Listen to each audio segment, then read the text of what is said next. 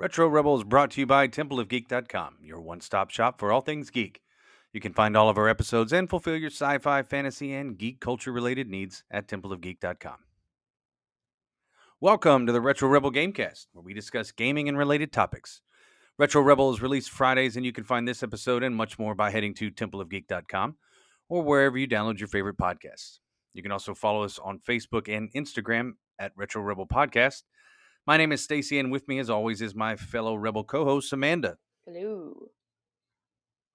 Hello, and we're back. We're back. We decided to take part of the spring off, uh, mostly due to scheduling difficulties, but we're back, and and a lot has happened since we've been gone. So what have you been up to? I've been busy actually. I've played a fair few games. Um, I have gotten to like level 33 on 3 of the 8 characters on Octopath Traveler, um, Nice. which is quite a nice, like relaxing sort of space out game. And it's available for the xCloud, so I can play it on the train and stuff. And since it's 8-bit graphics and turn Oh, based, nice. it doesn't really use a whole lot of data.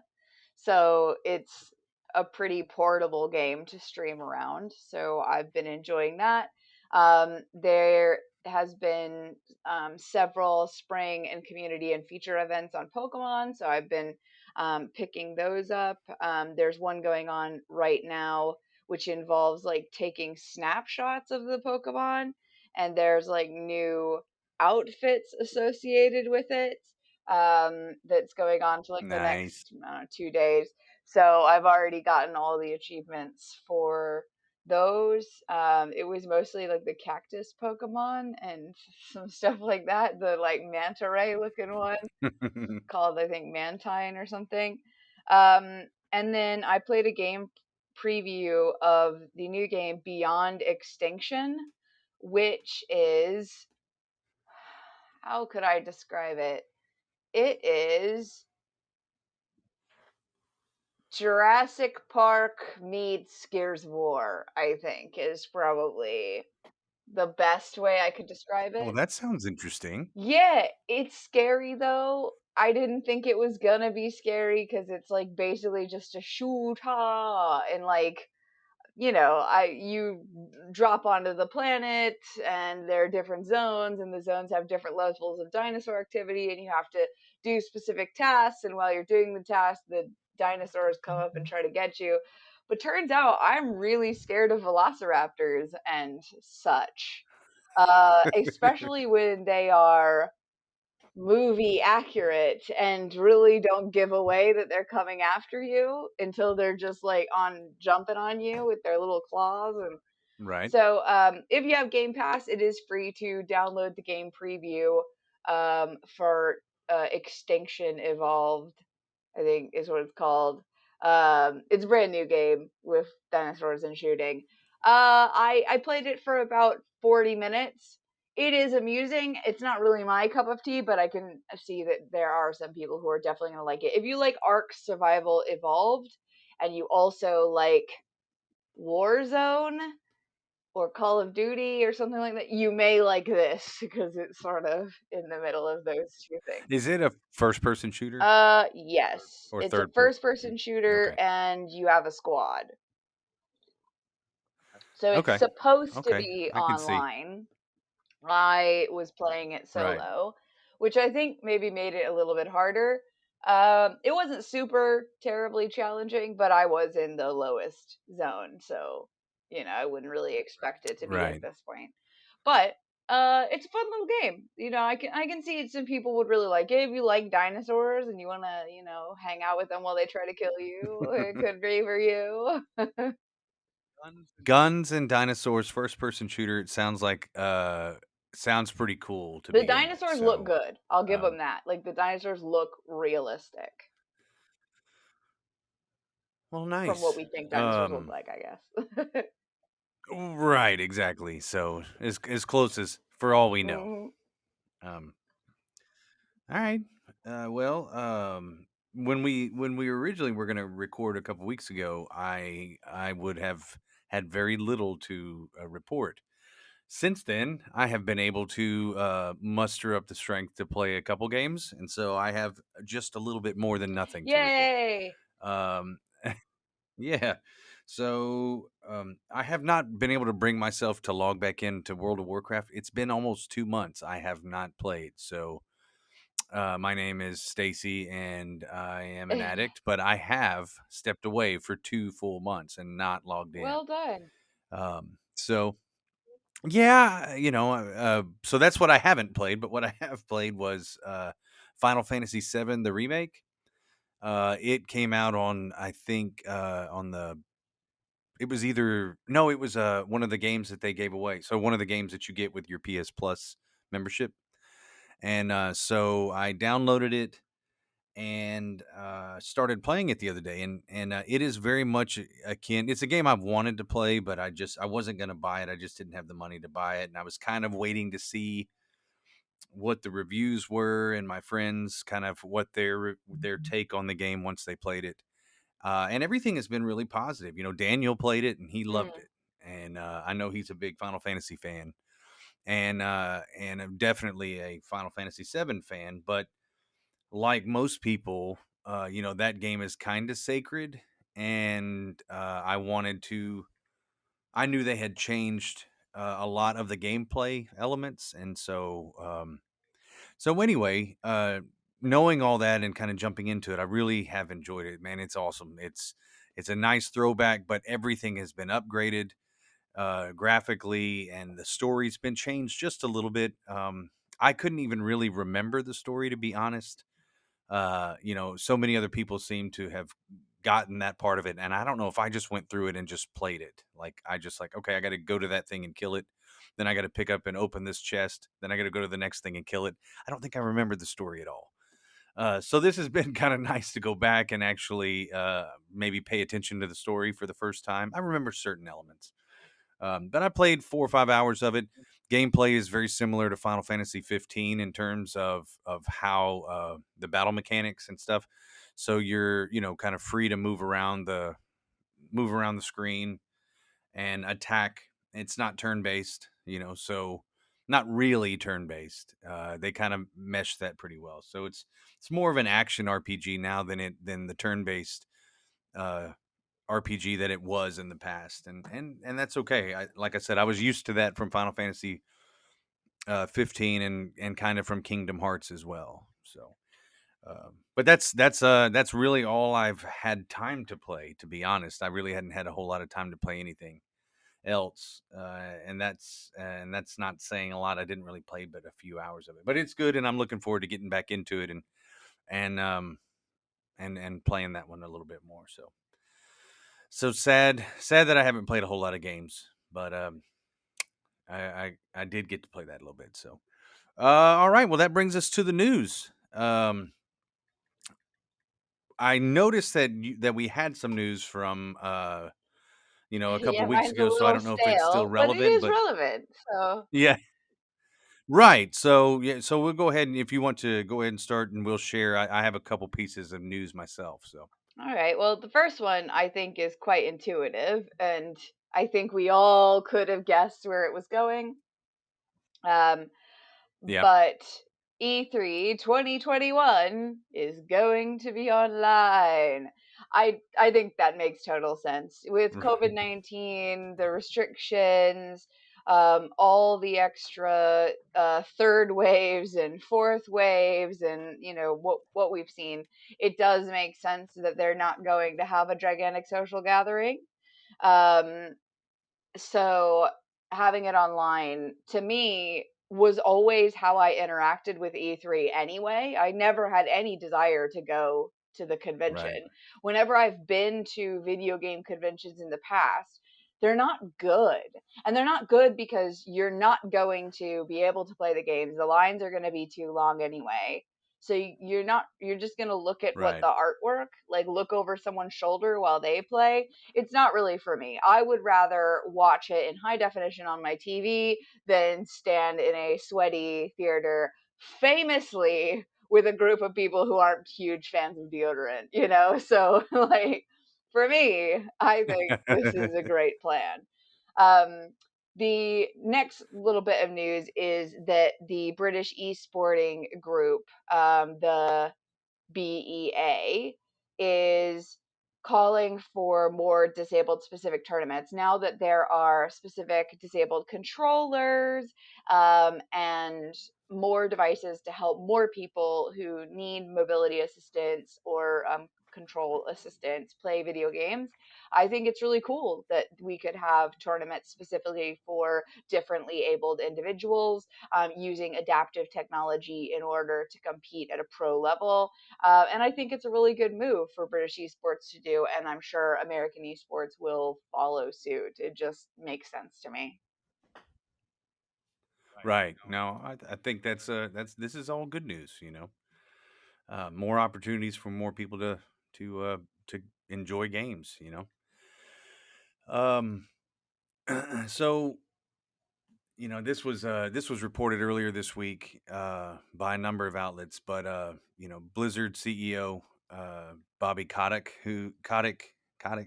uh, who is famously been lambasted by Jim Sterling and a number of other people just for generally being a greedy person, um, and taking more than his share of accolades and money for the success of some of Blizzard's games, is taking a 50% pay cut. And he's and from what I've read and basically looking at this story a little bit closer, I think this is mostly for publicity or more for a for goodwill, I guess, towards because right now that company in particular, Activision Blizzard, has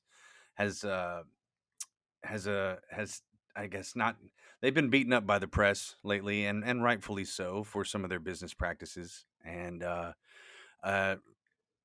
and have lost a number of their really talented creators and game designers that have been with the company for a long time. So it's hard to tell if those exits and these people that have left the company are doing so because of, again, anything related to what's going on at the top of the food chain for Blizzard.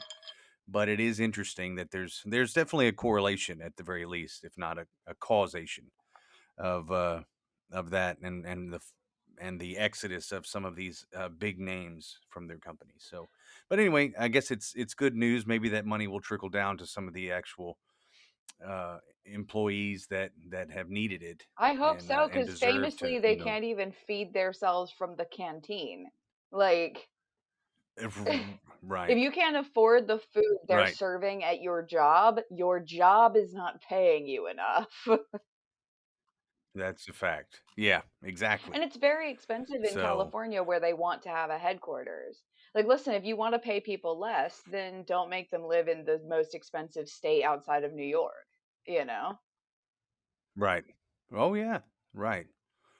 So maybe good news. We'll keep an eye on this one to see how this kind of plays out. But and then lastly, or at least the last piece of news that I wanted to share was, I don't know if Sony just is tone deaf or what, but they're going to be remaking The Last of Us on PS5, and so they're, which is a great game, but that's a PS3 game that's already been remade, or at least updated and upgraded for the PS4, and then is now going to also be updated and upgraded for the PS5. And so Sony just making a lot of really strange decisions going into this next generation. I'll be completely honest. I have had little to no desire at this point to pick up the next gen console. I don't know where you are on this, but None. I'm still not No, I interested. don't care. Yeah, I'm not. Um, there's nothing that's coming out on the horizon that has interested me. In fact, I've even been looking a lot more at the independent games on Steam instead. So, and I've had enough. I haven't had time to play much anyway. But the games that have been released on Game Pass and PS Now and the PS Plus program have been more than enough for me to keep me busy and interested. In fact, there's only one game right now on the horizon I'm even interested in playing. Uh, I mean, have you seen? Is there anything out there that's coming up that you're interested in playing? Like literally That's maybe nothing. even on the current. Nothing. Like Right, after Cyberpunk 2077 was such a disaster and not worth getting on next gen consoles at all, there's nothing coming out for me that I'm excited right. about. Yeah, I'd have to say the same. There's only one game. I think it's actually supposed to come out next month. So by the time this releases, it will be the month of May. Biomutant is a game that I've had my eye on for a while. It's a single player game. I think we talked about it maybe last January, maybe even this January as games we were looking forward to. It's the only one right now on my radar at all, and it's a single player game that has a lot of RPG elements. Basically, like you create your character, and how you play the game, your character kind of evolves based on that. So, so it's got some really cool elements that haven't really been seen before in a game combined like this, and I'm always a fan of the single player element to begin with. So, or single player that genre to begin with. So, with everything going to multiplayer and always online, it's kind of nice to still see that they're investing in games like this. So I'm looking forward to it. I don't know that I'll pick it up on day one, just because, kind of like you said, with Cyberpunk and everybody kind of getting burned a little bit by that. I may wait, but it is a game that I'm looking forward to, but kind of the only one I'm looking forward to right now, unfortunately. But anyway, on that kind of wraps up the news, but that brings us to our main topic today, and maybe a breath of fresh air, maybe a ray of sunshine. Talk about something positive in gaming right now. So, our main topic today, we really want to talk about how times, in the gaming community where the gaming community was awesome. Either personally or some of the stories that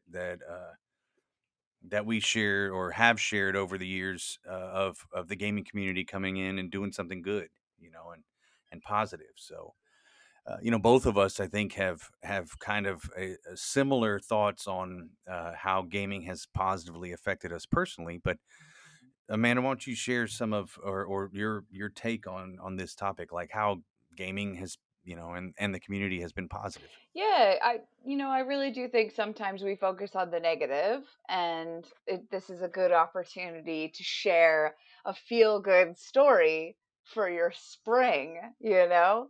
Um, I've had a lot of good interaction with gamers.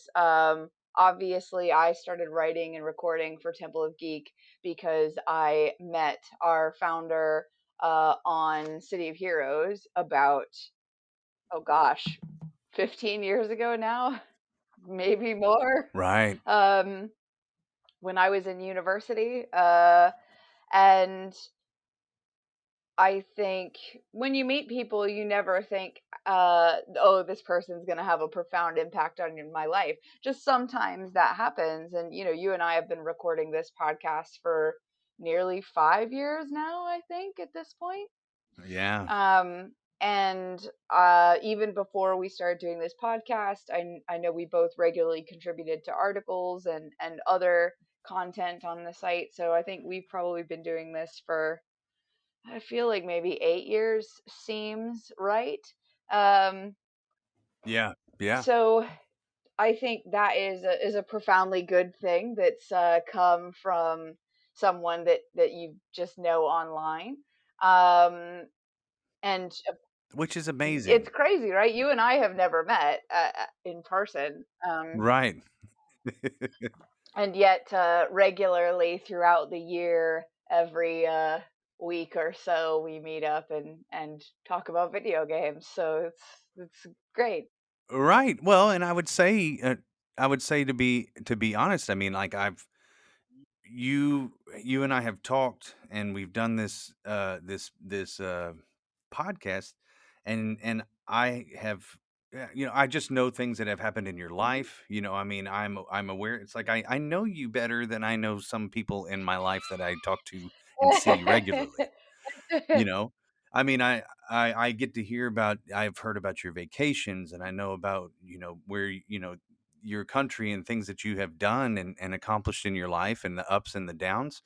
And so through technology and through the Temple of Geek and the Retro Rebel, you've gotten to you knew me before my youngest was This is born and true. have got to kind of hear her grow I have, and then over the past 3 years. So which is crazy um that she's 3, like, to me, she's still a little zygote, bless her, you know? exactly. So, yeah, it is So crazy, that's cool. Yeah. for sure. Yeah. So and similarly for me, it's Daniel brought me into this as well, and it was funny because when I had met him, I did not realize that knew similar people from high school.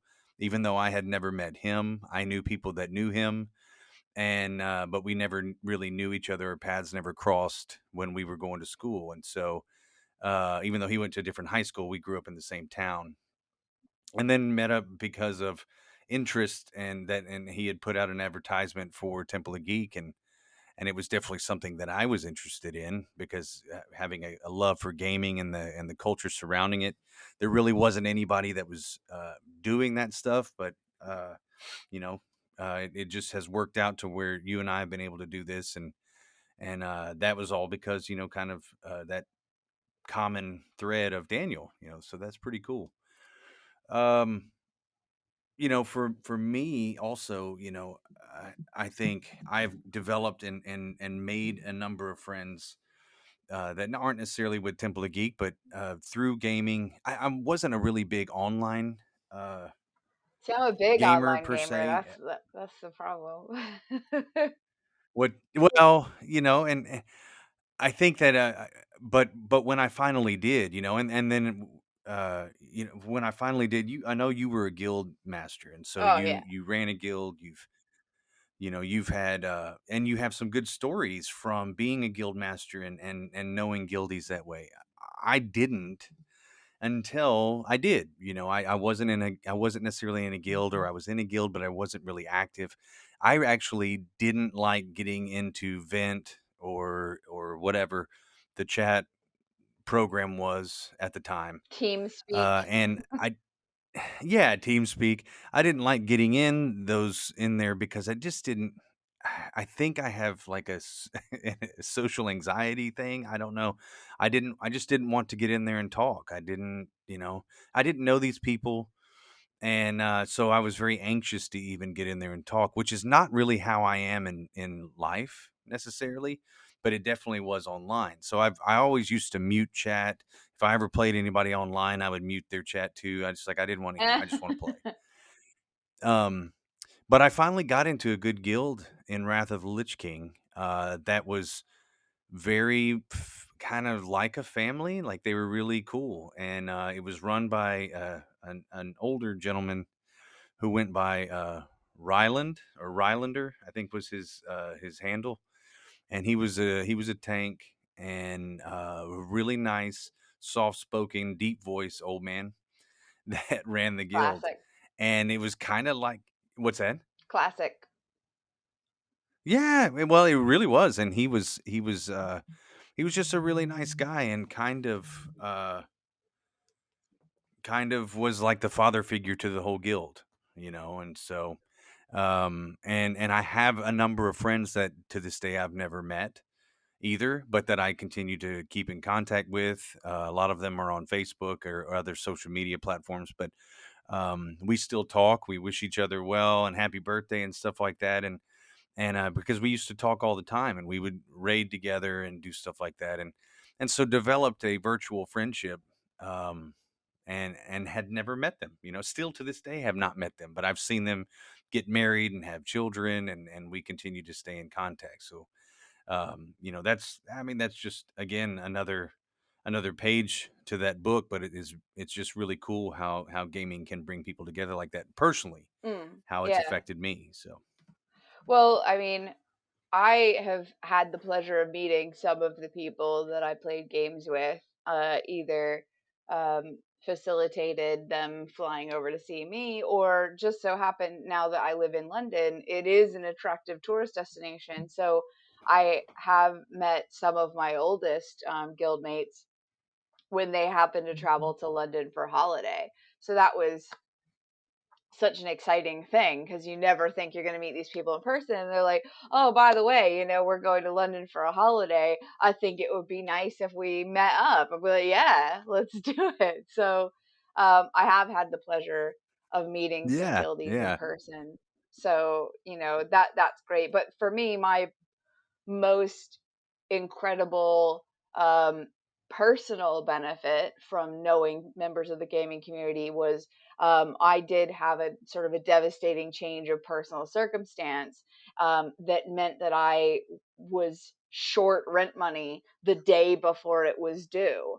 And I was really worried about going into arrears or losing my flat. And some of the guildies pitched in order to loan me the money so that I could pay my rent on time. And I think it took me maybe 3 months, and I was able to pay them back.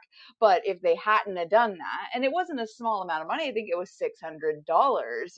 That's it's not a tiny amount of money to anybody. yeah. And to loan that to a stranger, trusting that they are going to pay you back or willing to accept if they don't.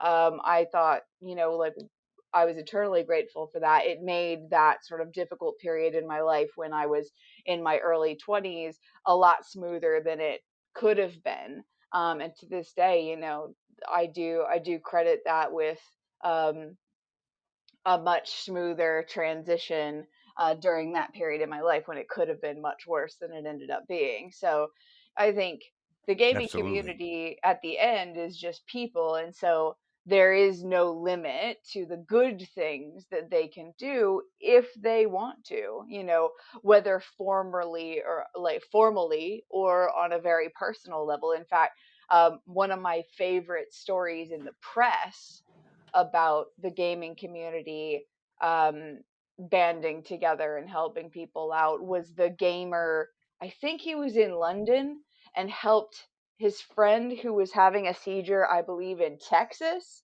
or vice versa. But recognized that his gaming buddy was having a seizure through the mic and called the correct Right. authorities and ambulance in order to save this kid's life. I mean, that's incredible. That's absolutely incredible. That is. I mean, that's to think that that could be accomplished through, through video games and technology. Absolutely. No, I follow a couple channels on YouTube that that are gamer specific. So Matt Pat and Game Theory is one of them, and the other one is the Completionists. These are two YouTubers that they collaborate on occasion. But if you've ever watched any of Matt Pat's videos, especially his early ones, he's basically a theater nerd with a physics and science background, which is kind of unheard of. You don't hear about that very often. But No. he has a really good, solid understand. Yeah, you just don't hear that. He's got a solid understanding of science and background in research, and so he understands answering questions and properly answering questions with empirical data, and which doesn't sound all that sexy or interesting, but when you watch it, I mean, he's using it to tell you, how tall Mario actually is and how fast Sonic can actually run, and and stuff like that, which are fun, just fun questions to even consider or think about. But so his channel has done some charity work recently, and I think he's got millions of subscribers. He's one of the bigger channels, and has used his power for good and has raised like $1 million, more than one time for various charities. Um, and so he seems to be about as altruistic as YouTubers get. and I think that's pretty cool that that you know because I've got my own issues with some of the YouTubers and social media in general, and how people use their platform for personal gain only, and for clicks, and it seems to be it can be a very selfish endeavor, and it's just really neat when you see people who are trying to really trying to put out good product, really care about what people think, and genuinely try to do stuff that's good for the people, and not just for their own personal gain. Completionist Gerard is also another one of those individuals who really seems to be passionate and care about gaming and people in general, and putting out a quality product because he cares, and he cares about people in general. And he's got an interesting story, and he had lost his mother to a degenerative illness, and has a congenital issue himself that has prevented him, and kind of limited his health. He's always been in good spirits, but he is actually, because he's so genuine, he's made friends with people like Sigourney Weaver and other people that have come on to his charity events where he'll do, all night, 24-hour, 36-hour gaming streams for charity, and these celebrities have that he has met have come on to help him out, and so all of them to raise money for for uh, various organizations specific to those diseases that and I can't remember off the top of my head what his mother passed from, but he tells a story, and it's a tragic story, but again, another couple examples of gamers and people in the community coming together to do something that's just really good and really positive, and and uh and and continue to do so. But Yeah. And he's not the only gaming YouTuber to be involved in philanthropy. I know PewDiePie, no. and many others, I think maybe even Jacksepticeye as well, have participated in live streams for charity. And, I think that, what a great thing to do, to use your platform and the viewership that you have in order to try to help people. Um, I Right. think that is a way to monetize yourself for good. So that's always nice to see. Right. I think Yeah. for me, I like to see how the community can be welcoming sometimes. I know recently a favorite pundit of ours, Gem Stephanie Sterling, has now come out as, is am I correct to say, like, non-binary or Yeah, I somewhere in believe there? so. And I'm still coming to grips with all of the terms and pronouns people want to use. So I'm not going to get it right all the time, but I am trying. And I think, we all are. And I follow on them on Facebook, and the amount of positive comments that are on their posts with like new outfits and new wigs, because for the first time, to be expressing oneself like you actually want to and feel like you can do that, um, to see like everybody really giving big ups and props to Gem Stephanie Sterling in the comments, and asking about, like, oh, where'd you get those tights, or where'd you get that wig, or and still I being, think I saw that post, yeah. it's super nice. Like, I think that is a very heartwarming way that the community can be quite accepting of others. In fact, I don't think that I've ever run into, at least in guilds or like more formal environments where you actually get to know people,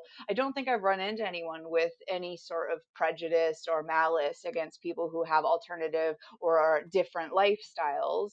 Um, or are from minority groups. In fact, I've met a number of people with all sorts of different lifestyles, and it was just never a question about being accepting, because that wasn't the point. Like, we're not there to judge each other; we're there to play games and to be good at them, hopefully. So, um, Right. as I've been seeing this journey that Jim Stephanie Sterling has been going through, it really does reaffirm that, we might not all do the right thing all the time, and we might not be sensitive to people and their lifestyles all the time, or we might slip up and say the wrong pronoun. But I feel like generally the gaming community is quite welcoming to all people, all lifestyles, disabilities, In fact, outside of, I think, trash talking, which you would get in something like Call of Duty, which I think is different and generally not serious. I think that most people who participate in game culture are very welcoming individuals to all sorts of ages, lifestyles, whatever.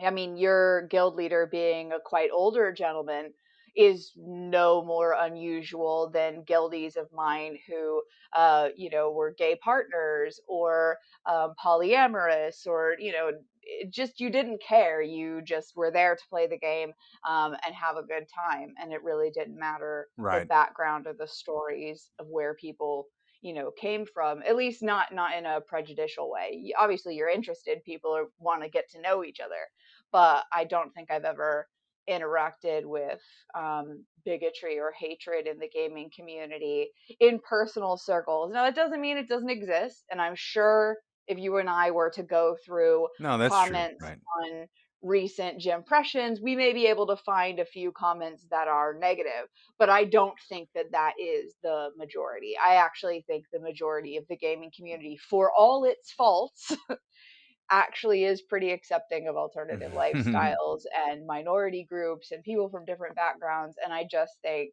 like that's actually pretty good.